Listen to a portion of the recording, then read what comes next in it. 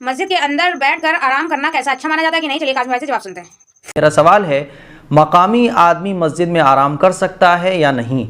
और एक सवाल, मस्जिद के इमाम साहब अपना हुजरा छोड़कर अगर मस्जिद में आराम करें तो कैसा है? क्योंकि हमारी मस्जिद में 2 मंजिल और इमाम साहब का हुजरा ऊपर है और वहाँ गर्मी ज़्यादा होती है, इसलिए इमाम साहब मस्जिद में आराम कर लेते हैं और इमाम साहब भी गाँव के हैं, तो इस सूरत में ये जायज़ है या नहीं? जवाब मरहमत फरमाएं। दुआओं का तालिब हाफिज़ मोहम्मद मुमताज़ नाफ़ई।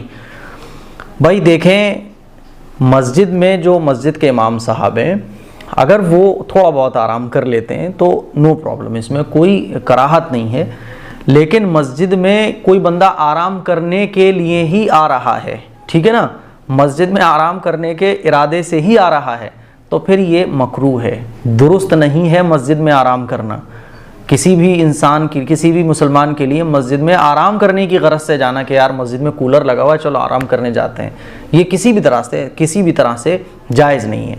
मस्जिद में आजकल एसियाँ लगी हुई हैं, कूलर पंखे चलते हैं, तो लोग कहते हैं चलो यार मस्जिद में आराम करेंगे, जैसे रमज़ान में देखा जाता है सब के सब पड़े हुए सो रहे होते हैं, तो ये किसी भी तरह से जायज़ नहीं है। हाँ, वैसे ही थोड़ा बहुत आदमी नमाज़ पढ़ने के बाद लेट गया, ज़िक्र व अस्कार भी कर रहा है, या इमाम साहब जो मस्जिद में इमाम साहब हैं उनका हुजरा बहुत गर्मी में है, वो अगर थोड़ी बहुत आराम कर लेते हैं तो कोई कराहत नहीं है। लेकिन आम आदत बना लेना मस्जिद में आराम करने की और मस्जिद में आराम करने के इरादे से ही मस्जिद में जाना, ये किसी भी सूरत में जायज़ नहीं है।